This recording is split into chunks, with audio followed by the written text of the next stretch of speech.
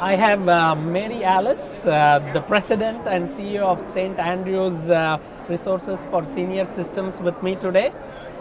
Thank you so much for making I'm time happy to to talk help. to us today. So, Mary Alice, how about we start by you sharing with us a little bit about yourself, your career so far, all the way to being the CEO? Well, I'm a St. Louisan born, bred, one of 10 kids. Grew up in an extended family where the elders moved in with us when they needed help. So I always grew up around older people, and I went and I got my master's in healthcare administration from Washington University in St. Louis. And I looked at hospitals and there's something about nursing homes and retirement centers and working with seniors that just kind of drew me more than the healthcare arena. So I joined St. Andrews 34 years ago, and I became their CEO in 1990. And we've gone over those years from having 2 communities and about 200 employees to 20 communities with over 1,200 employees. Wow, that's an impressive growth and impressive career that you is. have had. Yeah, we're sponsored by 3 religions, the Episcopalians, the Presbyterians, and the United Church of Christ in the St. Louis area. Interesting, interesting. So what's the most exciting thing that you and your team are working on right now?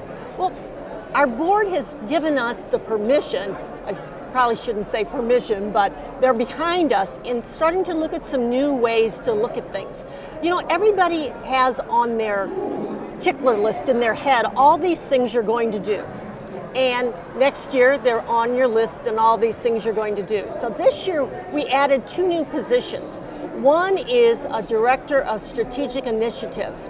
And in that position, it's an operations person, and all the new building, the renovations, things of this sort, she's going to coordinate. But the most exciting, and we got a 2-year grant for this, is we're adding a director of technological innovations. We hear about all the technology and what we should be doing, but we don't have a strategy of what it is, and we don't have anybody on staff who can spend the time and effort. I've got my IT staff, and they do great. We've got a great platform, we've got things going for security, we've got our EMR, all of that. But you come to these sessions and you hear about all this technology. I mean, they're saying you're going to have your phone implanted in you by 2025. Well, how do I get seniors and my staff ready for that? So this person is coming on board in January, and CAST with Leading Age is going to help me, work with the person. And their job is to lead us into the strategy. What should we be doing? But more important, why should we be doing anything? Wow. So you as a CEO bring a very different perspective compared to somebody who's lived in the IT field and grown, right? So what's your view of the role IT plays in a transformation like what you're talking about? Well, I look at it as a marriage. The operational viewpoint has to be, how will that work in the environment? The IT has to say, will it work? Will it connect? Will it do no harm, put it that way? So we've got to blend those. That's why I've got an operations person leading it, because I know my IT department will be able to look at it all.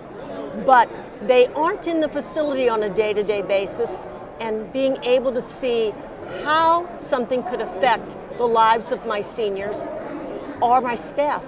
So you as a CEO make a lot of hard decisions that define the future of the company, right? So as you make these decisions, there is so much uncertainty in the healthcare space because of the change in administration and the policy and so on. So what's your advice to other CEOs, other executives on how should they make their decisions and what should they base it on when there is uncertainty in the market? You know, you've got to read, you've got to talk to people, you've got to come to conferences.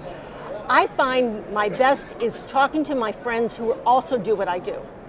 I come here and I find all these ideas and say, well, are they working? You know, why is it working in your place? And could I transfer it here?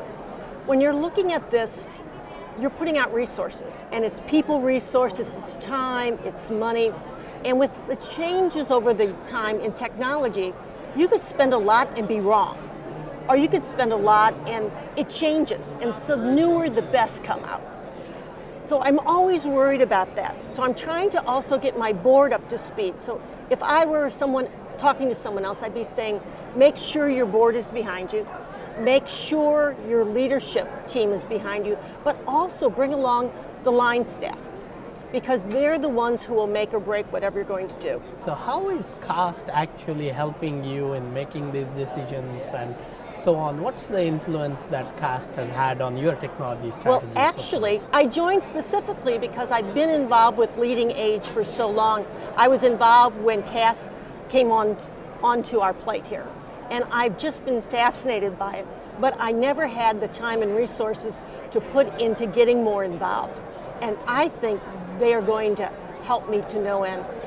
First thing is I'm going to send my new staff member up here to DC and start talking to them and learning a lot more and start reading all the different evaluations, the different tools. They've got a great toolbox full of things. So I'm excited about it.